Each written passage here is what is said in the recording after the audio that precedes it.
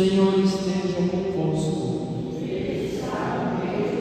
Proclamação do Evangelho de Jesus Cristo segundo Lucas.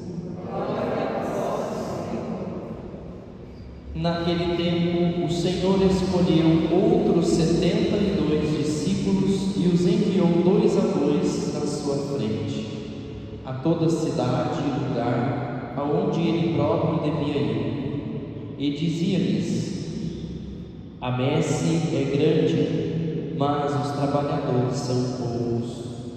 Por isso pedi ao dono da messe que mande trabalhadores para a colheita.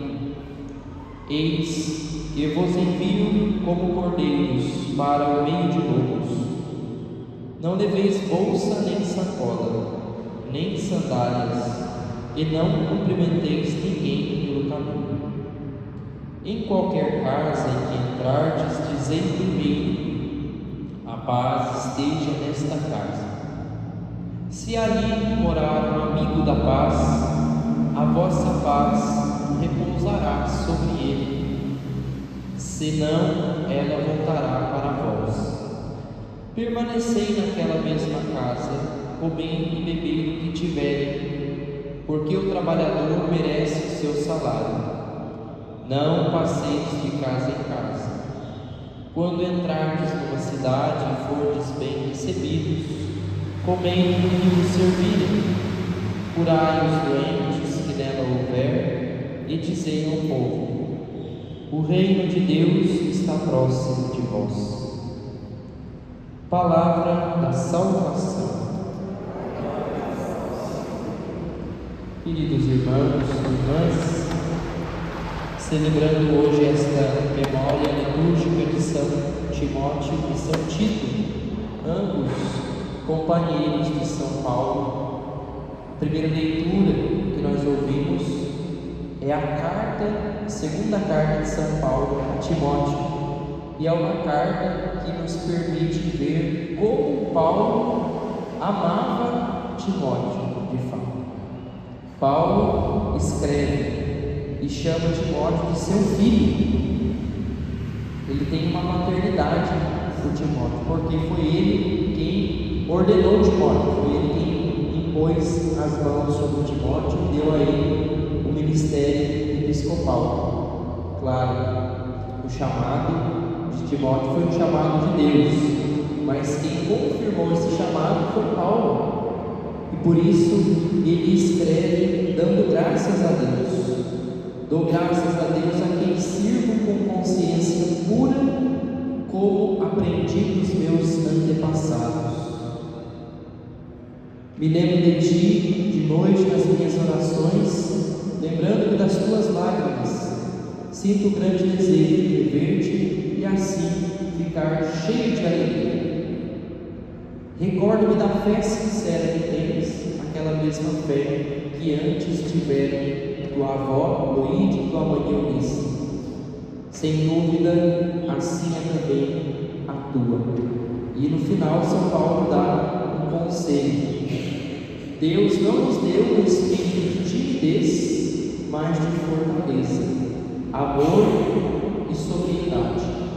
Não te envergonhe do testemunho de nosso Senhor, nem de mim, prisioneiro, mas sofre comigo pelo Evangelho. Muito bonito, muito profundo. Não te envergonhes do testemunho de Cristo, mas sofre comigo pelo Evangelho. E é justamente essa a missão de cada um de nós: não nos envergonharmos do testemunho de Jesus, mas sofrer com Ele pelo Evangelho. A Igreja continuou, com a graça de Deus, pela ação do Espírito Santo, e é por isso que nós estamos aqui hoje, nesta liturgia, porque desde o tempo de Jesus, passando por São Paulo, nós vimos no Evangelho Jesus enviando 72 em missão. Essa igreja que começou lá, como nós vimos no Evangelho de ontem, às margens do mar. Esta igreja que começou lá atrás continua viva. Por quê? Porque pessoas como São Paulo, São Tito e São Timóteo amaram o Evangelho e se sacrificaram por causa de Jesus. Quais são os sacrifícios que nós temos feito para manter viva a chama do amor de Deus em nós? O que é que nós temos feito para manter o Evangelho vivo? No Evangelho de hoje, Jesus fala da missão de cada um de nós, que é levar a paz. Só que a paz de Deus não é uma paz qualquer. A paz que vem de Deus é uma paz que lembra muito esta da primeira leitura. São Paulo escreve da prisão, mas mesmo entre as lágrimas, ele se recorda dos momentos que ele viveu com a sua comunidade, com Timóteo. Ele se recorda da bondade de Deus, e mesmo na situação de prisão, de tristeza e de dificuldade, ele não se esquece que Deus o ama e o ama profundamente. Como seria bom na nossa vida se a gente tivesse uma fé tão firme como a de São Paulo, a ponto de, mesmo nos momentos mais difíceis, nós disséssemos: de fato, entre as lágrimas, eu continuo amando a Deus, eu continuo servindo a Deus e eu continuo sendo testemunha do Evangelho. A paz da qual fala o Evangelho não é ausência de conflitos, não é um mundo perfeito onde não existe problema. A paz de Jesus é a paz da qual fala o Papa Leão, uma paz desarmada e desarmante. É uma paz que torna tudo integral.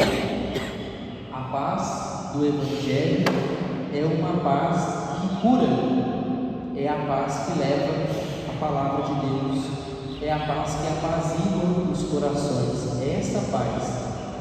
Paz é estar com Deus, mesmo em meio ao caos.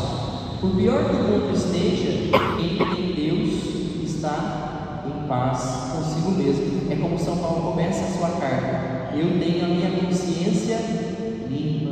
Por quê? Porque ele cumpriu a sua missão, ele está cumprindo a sua missão, e mesmo na prisão, ele continua sendo testemunha do Evangelho. Nenhum de nós aqui pode dizer: eu não devo ser, ou eu não posso ser testemunha do Evangelho. Todos nós temos obrigação de dar testemunho do Evangelho, e é justamente essa paz que o mundo precisa. Pessoas que, em meio ao caos, conservam no seu coração a presença de Jesus e são capazes de levar essa presença aos corações que mais necessitam. Não pensemos no Evangelho como uma coisa distante da nossa realidade. O Evangelho deve ser vivido nos pequenos detalhes, no dia a dia, nas boas práticas de caridade, num simples sorriso, num abraço. Isso também é Evangelho, isso também é paz para o coração das pessoas e para o nosso coração. E Jesus se alegra muito quando a gente tem o coração aberto à ação do Espírito Santo e permite que o Espírito age em nós e através de nós. Um instante de silêncio, convido você a escutar no seu coração essa palavra que foi anunciada no dia de hoje, para que pela intercessão dos bispos São Tito e São Timóteo, nós possamos também chegar um dia à perfeição, mas até lá conservemos a paz e a pureza de coração, servindo a Deus na pessoa de cada um dos